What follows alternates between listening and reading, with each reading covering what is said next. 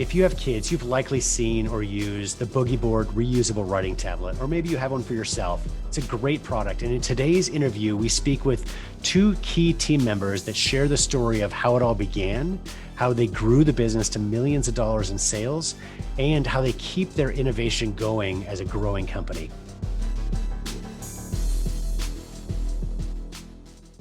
Today, I'm really excited to have on the show a couple of key employees, and one of which is the chief executive officer of Kent Displays. And the product we're going to talk about today is called the Boogie Board. Now, this is not the surfing product that you may have heard of. This is something much cooler, in my opinion.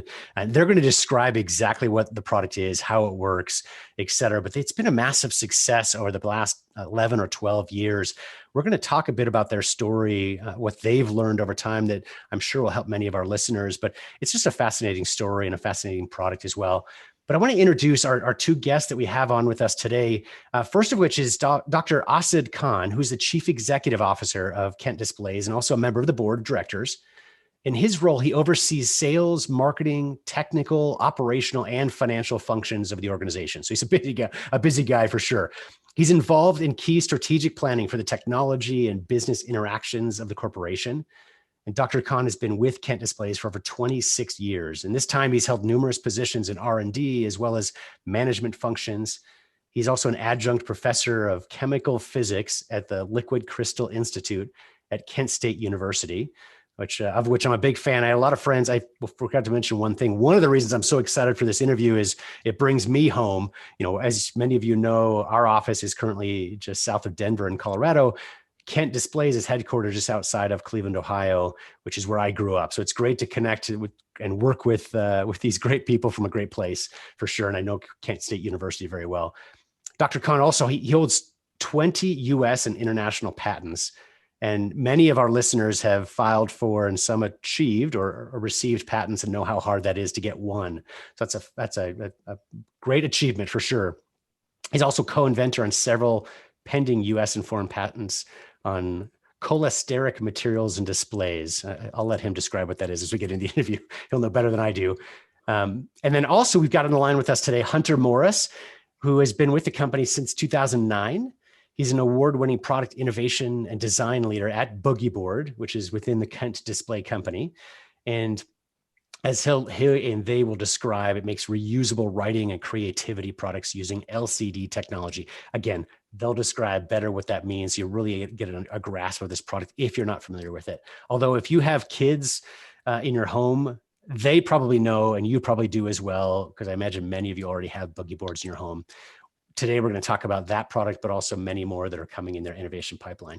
Since 2009, Hunter's product leadership and creative thinking has helped Boogie Board define a completely new category of stationary products using this LCD technology, as well as expanding into new markets such as kids, toys, and activities, education, and healthcare. Boogie Board products are sold across the globe and at major retailers. You've probably seen them at Target, Walmart, Sam's Club, Costco, or certainly online as well. So that's a long intro. I wanted to make sure we shared their full story because Asad and Hunter have great backgrounds and have done a lot and are managing the marketing and launch and distribution of a great line of products as well that they'll describe. And I've been excited for this interview since we set it up a couple of weeks ago. So Asad and Hunter, first of all, thank you so much for taking the time out of your busy schedules to join us today. Thank you so much, John. So let's start off by, I did a very high level description of what is the Boogie Board, but not really in a consumer friendly way. So can you guys describe what is Boogie Board? You know, the base product, you've got a big line of products, but all based off of this Boogie Board technology. What is it and how does it work? Sure, John. And first of all, thanks so much for having us. And we're more than delighted to be here and to talk to your listeners as well. And it certainly is very exciting. And I'll describe a little bit from the inside out. And Hunter is a great person to describe the product from the outside in. And you know, fundamentally based on cholesteric liquid crystal materials. Liquid crystals are the same things in display technologies, such as those in your laptops or desktop monitors or TVs.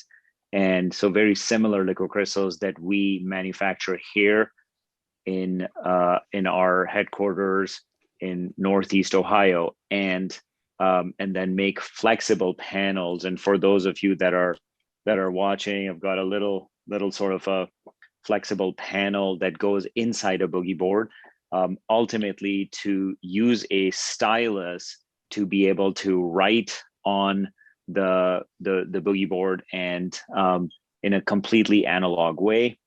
And then, of course, this one little button here you can push, and it magically erases. It's a very simple product, and we have focused from day one of Boogie Board on its simplicity with just one button and nothing else. And it's remarkable how useful a product like this is, but we often get so consumed by complex devices in our life that these kinds of elegant simplicity is important. But we can go more into the science of how the liquid crystal behaves and performs, and it's really quite fascinating. Even the origins of the liquid crystal materials are really fascinating. So depends on how deep you want to go, but Hunter, I think, can say a little bit more about more the outside and the human interactions of the product. Yeah, so as you mentioned in your intro, we make quality reusable writing and creativity products. And we are fortunate to be able to use this amazing technology that we've developed here. And what that technology means to the consumer is a very tactile experience that allows you to just write something down and erase it with the push of a button. And there's something kind of interesting about it, and it feels familiar in that it's an analog experience, but it also feels like something completely new. And I would say that translates across all of our products, whether you're talking about a note-taking device or you're talking about a product for child's activities. One of the interesting parts of your story that I find fascinating is it's kind of sort of similar to an iPad, although, as Asad said, it's much simpler, right? By design, right? It's a very different functionality, but the fact that you can touch and write on it with a stylus, right? And that's maybe where the similarities end. But the other similarity is that it launched this very same weekend as the iPad, which you couldn't have predicted, and they wouldn't have either, right? But it's just interesting those technologies came into play at the same weekend, if I understand correctly, in 2009, right? Yes, I think, John, another really interesting point about that, and about that similarity in the timing in early 2010, is also this was all before other sophisticated writing devices, and you can write on Microsoft Surface and things like that, and certainly the iPad Pencil. So we were at the forefront of creating this new category, so to speak, of analog input, of writing back in late 2009, early 2010. And so, of course, combining with iPad, which, by the way, when iPad launched, did not have a writing instrument along with it either, is really incredible. That fast forward 10 or 11 years, and now there's so much emphasis on stylus-based input in so many different devices. And again, the parallels and comparisons to these high function devices are okay. Honestly, we're flattered, but there's a place for complex devices, and there's a place for simple devices, and we tend to embrace this simplicity. We want to bring simplicity to life, to solve our simple daily things, whether it's kids getting occupied without being plugged into a screen. As we talked about, these are reflective screens, and so because of that, there's no strain. It's a natural response to light, and they're also not connected devices, so they're not distracting. But then you can go to home and office use and applications where it's not just simply a toy or to play with, but extremely functional. And we can get into it a little bit later. I use the Boogie Board carbon copy smart pen that I use with our product that records everything I write. So I actually don't use paper in my daily life because all my notes are captured, but yet they're inputted in an analog way, just like paper and pencil would.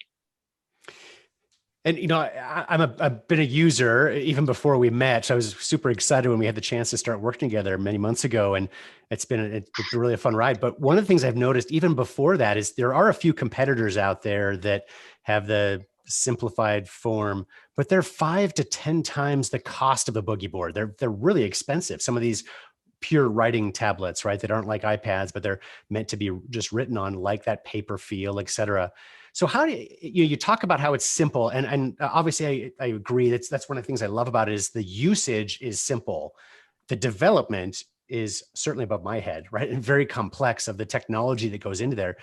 So I don't know if there's an easy way to answer this, but how do you manage to have this complex design, right? Again, simple product, but complex technology that took you to get there at such a low and affordable cost to consumers? Hunter, do you want to try to answer that? I've got some thoughts too, but a really good question, John. I mean, I think it's probably the biggest challenge that we have, right? It's trying to take this incredibly difficult technology, this material, this writing material, put it into a package, put it into a product that is affordable and meaningful to a consumer.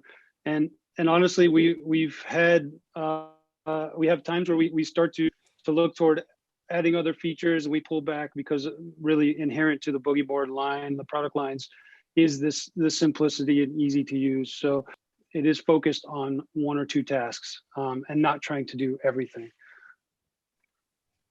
And I think that I think John, again, all these devices have different functions and different needs, and I think what we did back in 2010 and continues to increase, and the relevancy stays, is the notion that a separate device that's very simple and very light, that has an analog input, that's reflective, that's bistable, really low power, has so much value on your office desk, on a refrigerator, on your kitchen counter, with your kids, in the back of the car. There are just so many varied functions, which is what we keep hearing from our consumers that have grown over the years to both embrace the brand, the technology, and the products as well.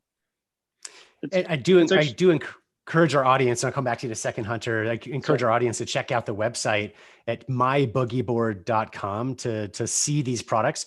And if you hear about this technology, you're going to be shocked at how, if you don't know already the product, how relatively inexpensive it can be. It's tens of dollars. There's a wide range of products, that vary in terms of functionality, design, et cetera, but they're tens of dollars, not hundreds, which is, it kind of blows me away that you can get that accomplished for that. Now, Hunter, go ahead.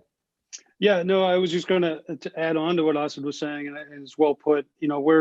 We've been able to also expand is to understand where people are writing things down. So, it's not just about note taking; it's about where are you writing things down. And sometimes that's a shopping list on your fridge. Sometimes it's a child learning how to write letters, learning to do math problems, and so. We have found a way to belong in all of those places in a meaningful way, and so I think those are places that need to be accessible as well, and not at a high price for the consumer. And as I look at what you've done over the history of your company, obviously the launch was executed well, and I'm sure there are bumps along the road, like there always are in any product launch. But building a company that's generating millions of dollars in annual revenue is not an easy thing to do, no matter how good it is. You've done a lot over those years. But recently, over the last few years, especially, your innovation speed has really accelerated, where you're bringing out more and more iterations of the product. And again, I encourage our listeners and viewers to go check out the website. You can see the innovations that have come out so far, but also there's a couple really exciting ones that are on the horizon coming out soon. We can talk about those in a minute, but I wanted to focus on what you guys have done well is learning from consumers, getting these insights and then using those to bring out or develop what's next. So do you have a process that you use that maybe others could learn from, that to hear your consumers and hear these insights to be able to really adapt and react to them? John, we have tons and tons of experience, lots of bruises along the way, and continually tweaking the process. The cute answer would be we have a cool process, and that's really amazing. The real world answer is that there is no secret, that there are lots of failures, that you do need healthy doses of luck, and we've made mistakes as well. So there really isn't a secret. It's what really makes us effective is, certainly one thing is listening very carefully to the consumers, But the other thing is that sometimes there's so many constraints in our world of whether it's costs, whether it's technology, whether it's design. We are a relatively small organization. Penetrating retail can also be very challenging. So you could have the best product, the most amazing technology, but unable for people to know who you are because you don't have enough funds. But we have certainly over the years spent a lot of time trying to understand consumers. The cool thing about over the years making consumer products is that we ourselves are consumers as well. So of course there's a it's a double-edged sword. We can quickly say I like this as a consumer and I don't, but then you can also start to continue to live in your echo chamber. So we've done times our development cycle, the product development costs are low enough that we can take some risks. We can say, you know what, let's just go make this thing. Ironically, the start of Boogie Board, when we get to that, was actually exactly that. Consumers that kept saying, I really want this product. Can I just have it? And we just had prototypes. We weren't intending on making it in any serious way. So that itself, that was the very start of this culture, this notion of this organization as a whole reacting and responding to what consumers want. What is next for your company in terms of innovation? You've got some pretty cool products coming out that aren't on your website. Would love to have you share those with our audience. We absolutely will be happy to, and Hunter is going to talk some about it. And I do want to come back to, you said, innovation and innovating and stuff. Of course, the market is pretty ruthless. You have to innovate. You have to show this consumer what you have next, what's new. There is competition, whether it's from incumbents and high functioning devices as well that at lower price points that we have to compete with. And then there's a whole space of knockoffs that are coming from overseas that continue to be problematic for us as well. So innovation has become at the heart of what we do. And part of that innovation is not just product innovation, not just making a cool product, but also incorporating cool bits of technology. As you said, our history and our origins are back to from liquid crystals and liquid crystal science. So at heart, we're technologists trying to make cool stuff that hopefully consumers will like. But we'll talk about some of our new products. So Hunter can go ahead, Hunter. Sorry about that. Yeah, no, and I think the new products speak to the innovation. I think, and as you pointed out, we're innovating in many ways. It's not just even the tech or not even just the products, but it's also how, we have to find new ways to talk about it and find new applications and new places for it. And so, two of the new products we have coming out are literally being kind of innovative and thinking about even just our core technology is not changing. It's how can we adapt to the environments that people are in. So we like to think about the different modes that people are in, and sometimes that mode is right now heavy on living. And so we've developed a new product called Versatiles that's due to be out in May-June timeframe. It's a pretty exciting product, and the reason it's different for us is this is the first time that we've developed something that's meant to be mounted to your wall as a home decoration product, but also as a highly functional product, most importantly. So imagine you have a series of tiled boogie boards or reusable writing surfaces that you can tile up on your wall. Maybe you have 4 kids and you have one for each kid, and each one is dedicated to their chore list. Or you can imagine a 7-day week, that kind of thing, tiled up in a beautiful way on the wall. So that's introducing some new tech as well, but mainly it's just trying to get into people's homes and make things easier for them in their day-to-day life. Then coming actually out in July, we have new Sketch Pals characters. So Sketch Pals are a clippable doodle buddy meant for on the go for kids. I could talk a little bit about the inside of where that came from, but basically it's a clippable boogie board that's It's got cute characters, and the insights for this one came from pre-COVID, came from the fact that we've found out that kids are, especially little kids, are spending an average of 45 minutes on the bus every day. And so wouldn't it be nice to have a distraction-free creative product for a kid to play with that's super durable and clean, that they can clip to their backpack, and it can be a buddy on their way to school or on the way home. We've also found during COVID that it's great for kids next to their laptop, their computer, their Chromebook. It's good for jotting something down from a class, or maybe just truly being creative and fun. So we have a new set of characters coming out in July, bug characters. These sketch pals have been really popular, particularly in the time of pandemic and parents looking for kids to occupy themselves. So launching sort of a soft launch and last summer for us was very successful into the holiday season, and so we're very excited to grow this particular line. It's fun, and you can see some of their original sketch pals or current sketch pals on the website. Again, you got to check out some of the visuals on these. It's a really cool product. One of the things I've loved about working with you guys is the fact that you're engineers at hearts, or chemists, and just the technology is there, but you get consumers, right? And these fun designs, you bring it out in a way that's a really cool technology, but it's very usable for adults, kids, et cetera. And there's designs for everybody. I always joke that one of the things I love about my job is, we do product launches every day, right? That's what we focus on. And so I get a lot of free samples sent my way that I enjoy.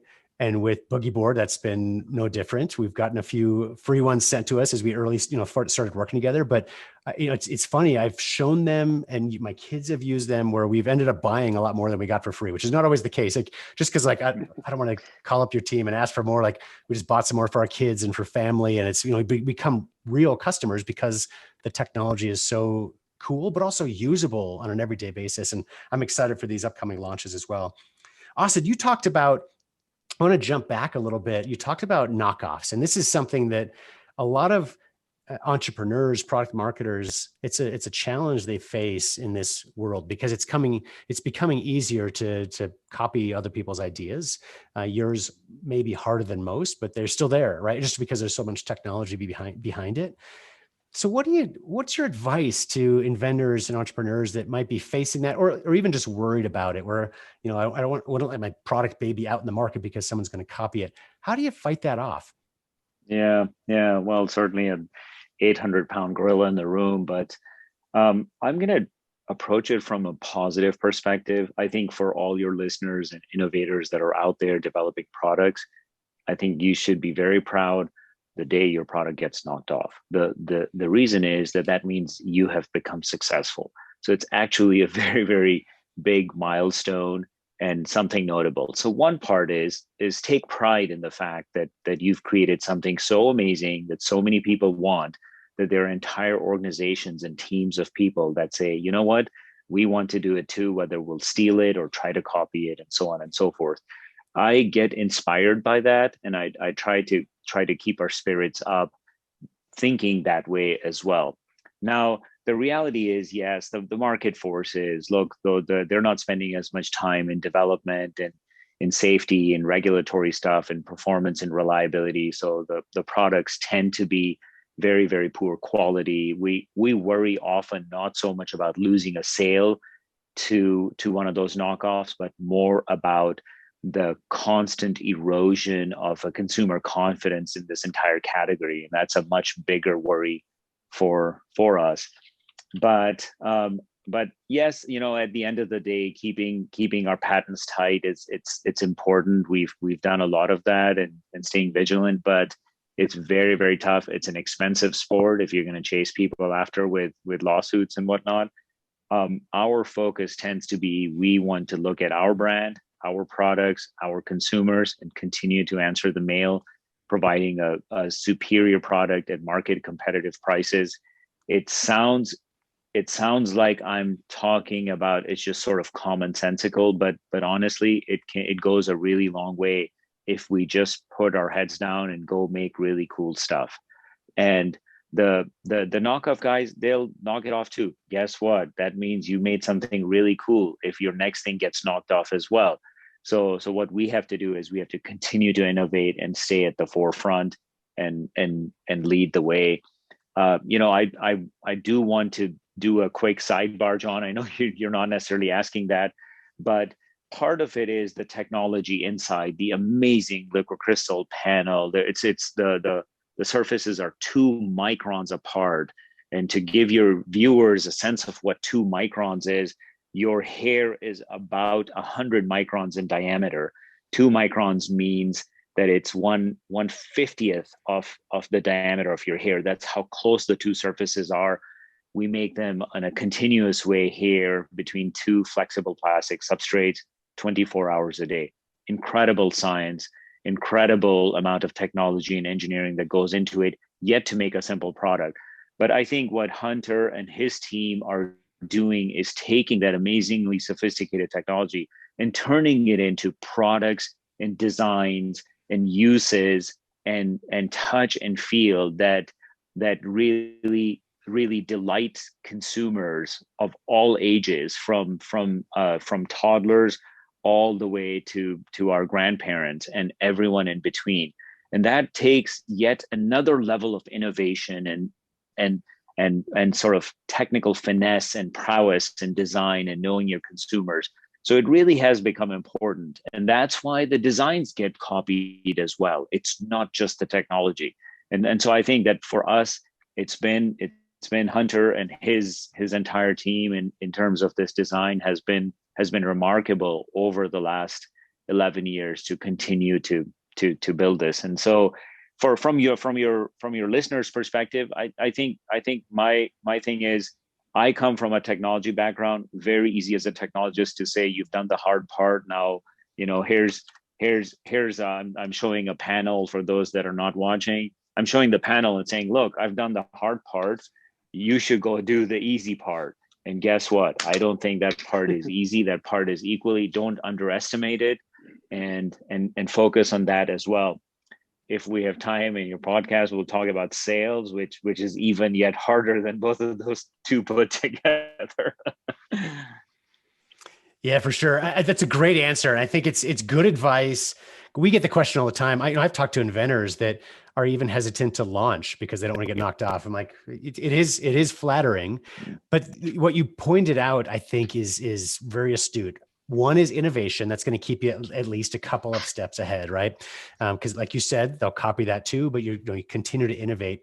The other piece is quality. And what I've seen, obviously your product is of top quality, and people are starting to realize that you can buy a knockoff of almost anything on Amazon. It's become like knockoff central, but they're starting to realize that you can't trust everything. So they're coming back to the trusted brands, et cetera. And that's where I think quality is going to help us win the day. You're going to lose some sales to knockoffs here and there, but over time, quality is going to help you win the long game for sure.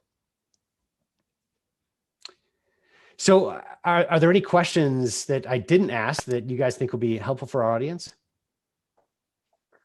I think John, one thing I do have to say that it's really, really important to focus on not just the technology, but the design, but the consumer experience and all of these things put together. And for us, it's been really, really important. In fact, I think if Hunter, I feel like you should mention some of the bruises and challenges we've had even in product packaging, which John and the listeners, it was incredible to pack up all this technology, amazing product design, even get retail placement and all of this stuff. And at the end of the day, it's the cardboard box that mattered the most. And Hunter, tell us, give us a little example or two of some of the bruises that you've gone through. Sure. Yeah, it's I will say it is a challenge to do this, to communicate what this product is to a consumer on a retail package, to be able to do the technology justice, all the efforts justice for something that someone doesn't really understand. They've never seen it before. It's a challenge, but it's actually a great challenge. The company Kent Displays had the foresight actually to to bring in specialists and people who are good at their disciplines. So that includes an in-house design team to help guide that along the way. But truthfully, the first product, the first Boogie Board, frankly, they just had leadership had the guts with Asad and the team had the guts to just do it and make it happen. And really, the product was one product for everybody. And what we've been able to do is look at things in a little bit of an evolutionary way, which has its pitfalls, but it also has its wins too. But we were able to look at this one product for all and say, okay, how are people really using this thing? What is meaningful to say about this product that connects with the users? So over time, we've been able to adapt, and sometimes we didn't get it right, and sometimes we got it right, and it seems to work. And so we hone in on that a little bit. And it also allowed us to expand our product lines from just one product to many products, including kids products and also more serious note-taking products. So, I think we've done things where we've made the retail packaging super expensive because we want to catch the eye of the consumer. But then it kind of takes us out of the ballpark of being able to be affordable. And so then we have to swing the pendulum back the other way a little bit. And sometimes we swing back a little too far and it becomes too cheap, right? Or too, not exciting enough to the consumer. And so I feel like we're starting to hit a stride where we understand what those ranges are, where we belong to be able to create an affordable product for our consumers, and they can adopt it into their life. And that's a common game in sales and marketing or any stage of a product launch of it's learning and optimizing as you go and being humble enough to realize that no one knows everything, even after doing this for 11 or so years, right? Like you're still learning. And it's, just being willing to make adjustments, whether it's to retail packaging or further design developments, but being, as you said before, listening to your consumers, but also listening and watching your sales, right? See what packaging changes, for example, drive higher conversion rates online or higher sales rates in a retail store, et cetera. There's a lot to be learned throughout the process. One final question, Asad, you brought up sales, or I would say sales and marketing. We've had the pleasure of working with you guys during this year of COVID as you adjust to focus more than you used to on direct to consumer sales. But before this year, and obviously still continuing, a big part of your business is on the sales side. So directly into mass retailers. It's been a big part of your business. Do you guys have any advice or direction on what, as you said before, you hit bumps along the way like everybody else, but what has worked well, or what's some advice as new product marketers or companies that are growing or somebody that are shifting from direct to consumer into retail? What are some good pointers or direction for them? I'll give you some, and I'm sure Hunter has lots of thoughts as well. I'll give you some quick ones. One is particularly if the development team and entrepreneurs are coming from a deeply technical background. One is really to try to hire outside talent in product development, marketing, and most important, sales. It's really, really important. I think us technologists tend to take it for granted that marketing and sales and product and commercialization is going to be easy once the technology is done. So we have done, and then Hunter is a really great example. His coming on board back in the late 2000s was super critical to get us outside the lab and outside our technology bubble and start to learn about product and design. And we migrated some people in the product management and product development space, and then have hired outside talent and lean heavily on an outside resources, even resources like Harvest Growth, to help us in many different areas where we don't have those skills. It is very difficult. I will be the first one to admit that for me, it's very easy 11 years later to say that do this, but come on, we were not doing it, and we were stubborn as hell because you think that you've got it. You think, how hard can it be? As Hunter was saying, how hard can it be to make a package? It's cardboard, for crying out loud. That's great advice. And it's, it's again, comes back to that humility and knowing what you do well and what you need help on. And as entrepreneur, you guys are both entrepreneurial, right? Just the ownership you take, having worked with you guys in your company. And it's part of that is, in the early days, you feel like you can do it all because you have to, in a position or as you found a company, et cetera, but being willing to find experts in various fields to help fill in the gaps where, realizing our strengths and having people fill in our opportunities or weaknesses. Hunter, anything to add on that? Yeah, I just think, from my perspective, being a creative person coming into a company that is really born out of highly technical engineering, scientists based, it's actually an amazing thing. So yes, it has its challenges, of course, because you're trying to convince people who are not so familiar with some of the subtleties and nuance of marketing or creative. John, I have to interrupt here. I think Hunter is being very polite right now. But that said, what an amazing opportunity as a product designer. I mean, to be able to work directly with scientists on how to manipulate the display and the tech that's going into it, to work with state-of-the-art manufacturers who understand how to make this thing, this 2-micron thick thing. Brilliant engineers and quality people and operate like truly all of these amazing resources, which these people are specialists at what they do. And so for a creative person, it's a bit of a playground also, right? So yes, it has its challenges of convincing others these things are important, but it's also just, the diversity of the IP in the building is important. So I think, almost to echo what Asad was saying, I think bringing in the diversity of intellectual property is really important. And I think, Hunter, if I can add in all seriousness, I think that kudos to Hunter and to many other people. It also takes the right type of person. We have run into people that will come in and say, I'll take it from here because I know better than you. So it takes a lot of finesse to come in and work with the technology owners, with the original creators. And that finesse is really important. Otherwise, it can become abrasive or disruptive. So it's not just go hire a marketing person or go hire a product designer. I think it's more go hire the right marketing person and the right product designer and the right types of resources that you don't have in the very early stages as you're launching your technology or your product into the marketplace. I think probably one of the toughest things to do is you have to convince people to believe in what you're trying to do. That's ultimately if you can get people to believe in what you're trying to do and what the greater goal is, you'll find that person. The people that don't kind of work out tend to be the ones that don't really believe in what the goal is or what you're trying to do. Mm-hmm.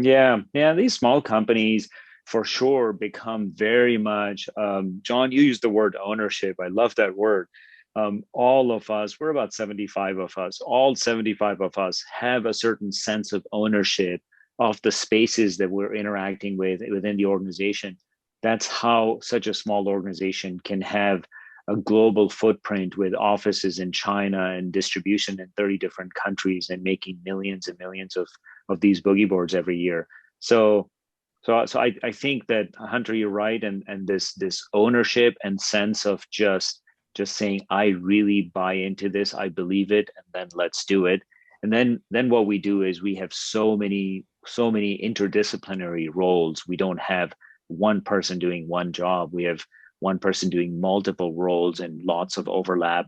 And that's not something new to entrepreneurs. I think that a lot of your listeners likely will find lots of sort of similarities in how their cultures on their mindsets are. So so in that case, it's going in the right direction. Well, this has been a really fun interview, and I really appreciate you both taking the time out of your very busy schedules and days to join me for this interview. I know our audience is going to love this as well. I'd love to keep talking for hours, but you've got to get back to work, I know. So we got to cut it off at some point, but this has been a lot of fun. I do encourage our audience, please go to myboogieboard.com and check out this line of products. So at a minimum, just to understand more about the technology and the product. And, I'm sure once you get there and especially when you see the prices, it's a no brainer to try these out. And they've been kind enough to offer a 15% discount to all of our listeners. if you just use promo code Harvest Growth, all one word, so no space between, but Harvest Growth on the website for any of their products. There's a 15% discount. I'll put that in the show notes as well as a link to the URL as well. So for any listeners that are driving and don't have a chance to write it down, just go check out the podcast website. You can get that link later as well. But Asad and Hunter, again, thank you so much for your time. This is a really fun interview. Thank you, John. Thanks, John. Really appreciate it.